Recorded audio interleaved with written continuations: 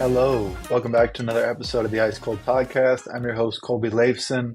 We've got another great episode coming to you. We're going to have the privilege of hearing from Tim O'Rourke, who's been in the financial services industry for 35 years now. He's had an incredible career thus far, and he spent many years at Raymond James, at AIG, a couple of world-renowned companies, and he's currently doing great things as the Chief Compliance Officer at HGI. And I have the privilege to work with him day in and day out and just see the wealth of knowledge that he has. And he's been diligently working for the past 35 years in this industry, has a great reputation, as a vast network of people that he has worked with throughout the years. And so it's going to be a great chance to have him to pick his brain and share some of the wonderful insights that he's come across in the past 35 years in this industry. So without further ado, let's get to our conversation with Tim. All right, Tim, thank you for taking some time out of your busy day to come on the podcast. Yeah, my pleasure, Colby. And so, Tim, you've had a very, very illustrious career. You've experienced many different backgrounds, many different titles, different companies. And I think a lot of what has made you successful, you can attribute to your athletic background. I know you played a few sports growing up. Why don't you just tell us a little bit about your kind of upbringing? Yeah, so I grew up in St. Louis, Missouri, which kind of the center of the U.S., if you know what I mean, in a lot of ways. But my father he was an All-American football player for Washington University. So I kind of had that, that ilk, that kind of motivation behind me to be an athlete too. So we played different sports in the Midwest in St. Louis because football started in the fall, and then soccer and basketball were in the winter, and then baseball was in the springtime. So I played three sports every year ever since I was 6 years old. I started off young. But it was a lot of fun being a kid in the sports thing because you always had something to do. We were playing some sport no matter what. You know how that goes. So I got Oh yeah. into college, played soccer ever since I was six, and baseball and football. I got into college and decided to play soccer in college, and went ahead and obviously made the team and everything. Did very well in our soccer team. We played Division I schools. We're a Division III school, so soccer was a little different back then.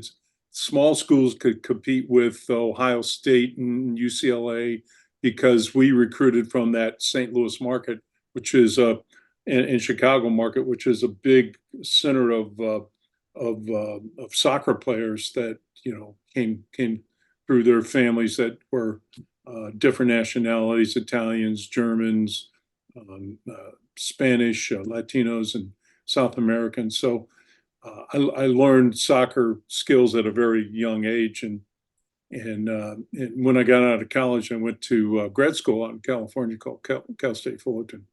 And so I became the coach while I was going to school out there, and we were a Division I school, and we were always in the top 10 for the 2 years that I coached there. So it was a lot of fun back then.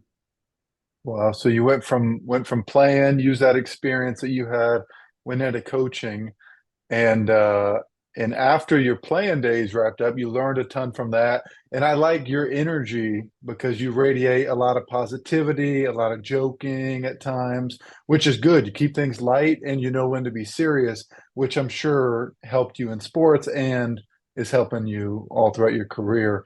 So after you get done coaching, you kind of decide to go on a bit of an adventure, right? You take a job in Saudi Arabia, is that right? Yeah, yeah. So I graduated, and then I was doing all kinds of odd jobs. I was going to school, including coaching, just to make extra money to pay for school. So a friend of mine, actually a friend of my brother's, just came back from Saudi Arabia, and talking about all these fantastic stories about traveling the world. And I'm a young guy just out of college, and I decided just to put my application into a couple of employment agencies that were located around, that place people internationally. And so I answered this one and got the job in Saudi Arabia, and I was in charge of a hospital corporation there in Jeddah on the Red Sea. And I'll never forget this, Colby. I was getting off the plane in Jeddah, and at summertime, I think it was around July I arrived there, and summertime after 9 o'clock at night, it was still 110 degrees. And during Wow. the day, it gets to 125 pretty commonly. I mean, you look at the weather and there's no weather. It was just the same. No rain, 125, 110 at night. So I get off that plane. I'll just never forget this. I'm in the smell, just that heat, and those people don't take baths. And it's like, what did I get myself into? But it was a great experience. So I spent 3 years in the kingdom, and I lived in Jeddah the whole time. I did have an office in Al Khobar, which is on the other coast, where the Arabian Sea is, where Aramco, all the oil production comes out of Aramco, out of that area. So I kept an office there, but I mainly was in Jeddah, and had a great time for a year and a half working for this hospital company. And then I got on as a professional scuba diver. I had taken scuba classes back in 72. So this was 78, 79, right in there. And I was able to get on with this crew, and we built the first desalination plant in the Kingdom of Saudi Arabia. So it was quite a great experience. But I think you mature a lot. You've traveled, you went to South America, and you spent a couple years in there living with the people, and it really broadened your experience, and you know what I mean when you come back from something like that, how great it is. Oh yeah, it's eye-opening, life-changing. It's crazy. So after your stay in the kingdom over in Saudi Arabia, you come back and so is this when you make your transition into this industry, into the financial services realm? Yeah, yeah. So I came back into. It's funny. I mentioned this to you today. I kind of got off the plane. I mean, I got out of the kingdom, and I thought, where am I going to go? I mean, the best place I could think is Colorado. It's cold there. You know, going from 125. Go recover in the cool, the cold. Oh man, I love that cold. That was an eye opener. But anyway, I moved into Denver, and I got a job selling insurance door to door. And I didn't know any difference. I thought, okay, I'll try anything. I just didn't want to be in the Kingdom of Saudi Arabia anymore. And so I started selling insurance door to door, which literally you go down the street, you pick the wealthier streets, obviously. And what I found out is those people didn't want to talk to me. So I went to the poorer streets, and I found I got a lot more success. And I've got a degree in education, so I was a teacher and had a teaching certificate. And so what I did is I started talking to people at the schools, and I was able to get on payroll deduction basically and start selling insurance that way. So I worked for American Family Life, and sold insurance through the schools. That's where I got the most success. But I kind of grew tired of that and decided I want to get in the investment industry. In 1983, I studied and took the Series 7 exam and the 63. So I got my license, got into a broker dealer, and they put me in a bullpen, trained me. The training was, here's a phone book, here's a phone, make 200 calls. Good luck. Have a nice day. Thank you very much. And so I just followed, I mean, that was their system. You know how we have a system at HCI here, but that was the system. And it worked out wonderfully. I got started building a book of business. I was selling, and then I got on with some banks in 1986. I moved over to a broker dealer that had contracted with banks, so I would actually sit in the bank lobby and meet depositors who weren't happy with the interest rates they were getting, and I could get them a little higher, even brokered CD rates, and I could get them annuity rates or variable annuity, variable life, more of a planning. So I did a lot of training on life insurance planning and annuity sales. So that took off for a few years, and I made the transition in 1990 to Raymond James, which I spent a good part of my career. Raymond James was an independent broker dealer that was just getting into its own. A guy by the name of Tom James took over from his father, Robert James, and Tom was he was an attorney and also a Harvard grad, and he took over the company and did fabulous things as far as growth. So we had these different divisions in Raymond James, and I started off in the independent division where I was working all those years in a broker dealer in Denver, and then as a bank broker dealer, and then migrated myself into the management team there. So I spent a little over 14 years there with Raymond James, and that was a wonderful time because you learn a lot about the business. They have extensive training about stocks, bonds, mutual funds, how they work, how do you do planning. We had advanced planning software back then that was state of the art. So I learned a lot about that. And I'd go out and work with offices and teams, larger teams, and teach them how to be um, uh, better producers, really, is what we're trying to do is help drive revenue. So I had a 360 kind of view of the traditional side of the business, and that helped me a lot in my career as I moved on. And then I went to AIG, as I told you, and I worked for a couple broker dealers there as a senior vice president, and I was on two board of directors for two broker dealers there, FSC Securities and Advantage Capital Corp. And they were both based out of Atlanta. And I was, at that time in my career, I had a lot of experience. And when you're coming from somewhere like Raymond James and that traditional part of the business, you have a lot of experiences and things you can apply into a new role like that. So I was able to help them out a lot. Yeah, and so Raymond James, AIG, a couple of huge names in the financial services industry. I mean, Raymond James is almost a household name, and AIG, I mean, they've been involved in just so much over the years. How have you used that experience at these large companies to develop yourself? How were you able to take advantage of those resources throughout all those years? I mean, you spent 13, 14 years, 14 plus years with Raymond James, another, what was it, five, six, seven, eight at AIG. And how were you Right. able to kind of maximize your time there? Well, I think it gives you a really broad view of the investment world more than anything. And when you see, back then there were broker dealers that were insurance companies like Lincoln Financial. They had their own dedicated force. Lincoln just sold recently, but you had Lincoln Financial. You had Northwestern Mutual. A lot of the insurance companies back then started building their own broker dealer, but it was a limited broker dealer.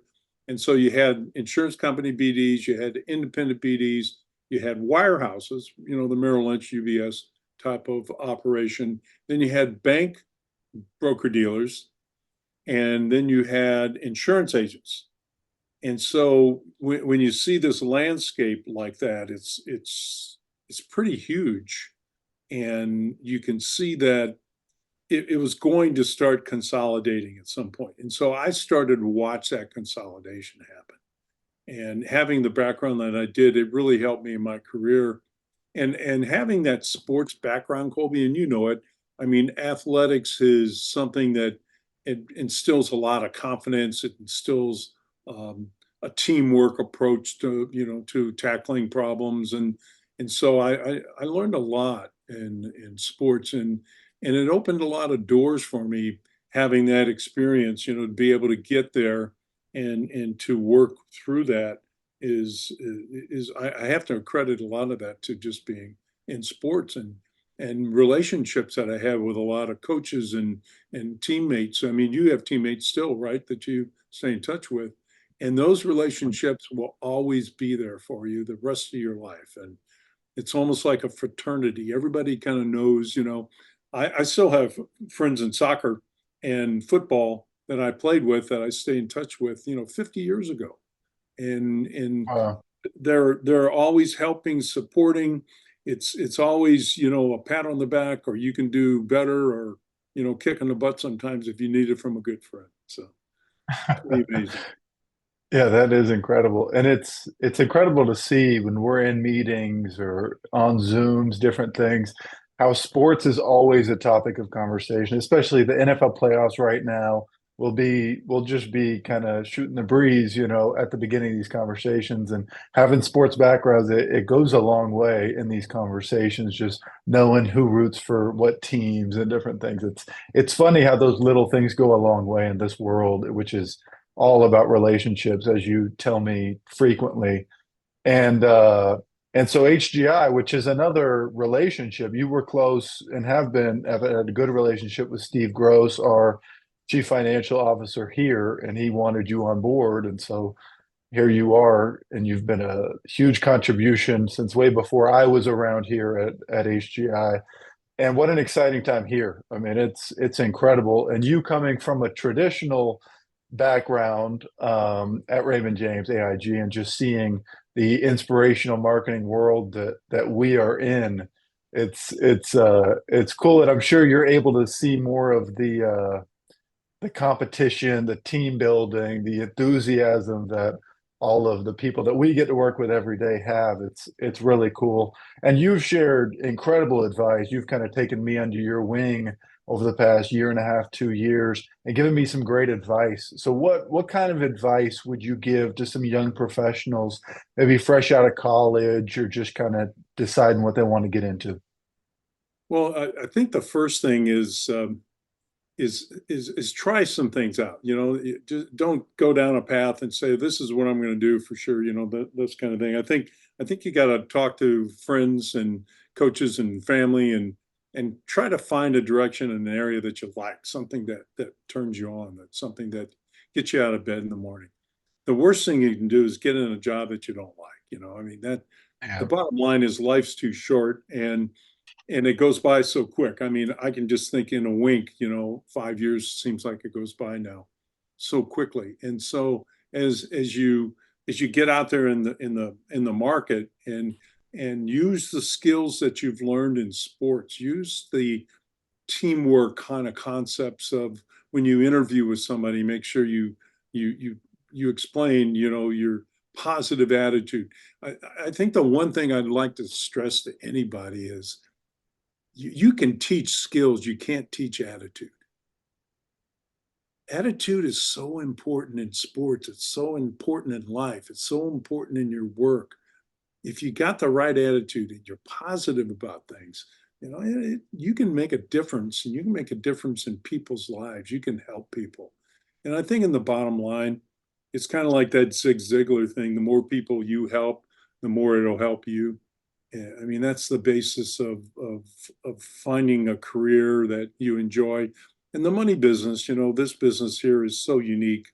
I think somebody like HCI is a very unique opportunity and mindset kind of organization that you can become part of something and it's yours and you own it. And yet you have this not only organization, but you build a team around yourself. It's just like you've got a team around you right now that helps you do what you do and you're growing and learning so fast and a lot of this is attitude. Back to that, I just think it's so important to have that right attitude. No, 100%. And with that attitude being coachable, the coachability aspect of it that many athletes learn in sports. And if you can plug into a system, I mean, we've got a great system here. A lot of companies have different systems. If you can plug into that, be coachable, have someone mentor you, guide you, I think the sky's the limit for anyone looking in to get into any industry. Really, it's just a matter of putting in the work, just like sports. I mean, you get out what you put in, and that's the Yep. same in the business world that I'm learning quickly. And you can look at your body of work over the past 30, 35, 40 years, and you can just see as you've been diligent over the course of many years, it's paid off. And it's inspiring, for somebody like myself and for anyone listening, you can see that the days, the weeks, the months, they add up and they definitely come with some benefits as you've experienced over the years being successful. So anything else, any other advice you'd want to give some young professionals? Well, the other part is don't give up. I mean, you're gonna fail, you're gonna fall down. Just like in sports, you got to get up and try a different angle, try a different way. And not it's not always going to work the first time.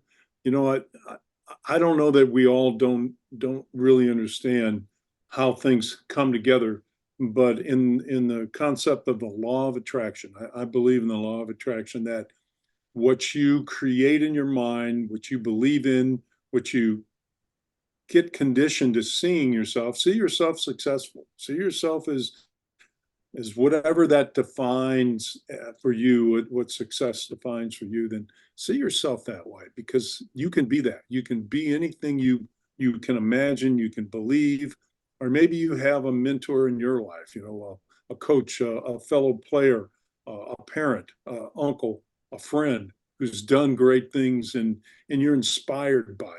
Be inspired to do something for the world, help others. I think, you've done this, Colby, I think in your life as you went over to help other people in a, in in a country that was very poor and you took a message there of love and positive motivation and you changed people's lives. And when you do something like that, it changes you a little bit right in here. So try to find that thing that turns you on, that gets you excited, gets you out of bed. Stay motivated, stay positive, attract good things for you, and I think the rest will work out really well. Yeah, those insights are very, very valuable. Thank you for sharing those. And we got just a couple more minutes here before we wrap up. Any book suggestions? I know you're a big reader. You've read a bunch over the years. You've studied a lot. Maybe give us two or three books that you would recommend reading for someone that's trying to become ambitious, trying to have Think some and Grow success. Rich is one that you've probably heard of. It Yep. was written by Napoleon Hill. It's a great book. It's timeless, really. I think in a lot of ways. I read a lot of self-help books too, so I like to read spiritual books as well as self-help books. One of them that I like is Simon Sinek. He Start with Why. I think that book has a lot of powerful messages and a lot of things that you can apply to your life. If you start with why is kind of his concept of why do we do what we do here? Why do you do what you do in your life? And if you do it to help, it's like Integrity's whole thing is we want to help more families, for a better days ahead. That's kind of the tagline, but everything is built around helping people.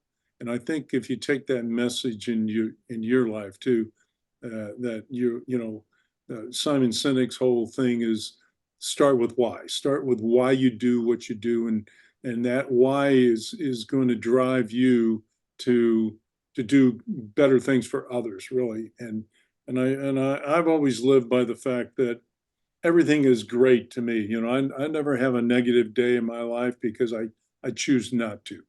I choose to have a positive day, and I get up in the morning. I can't wait to get out of bed, get a shower, get to the gym, get to the office, get to doing what I love to do. That if you can find that, you'll be happy the rest of your life.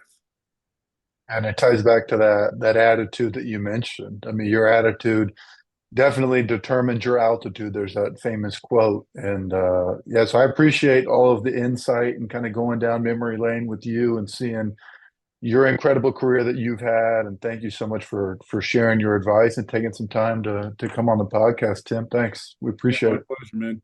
Good talking with you. Great to talk with you. See you, Tim. Take care.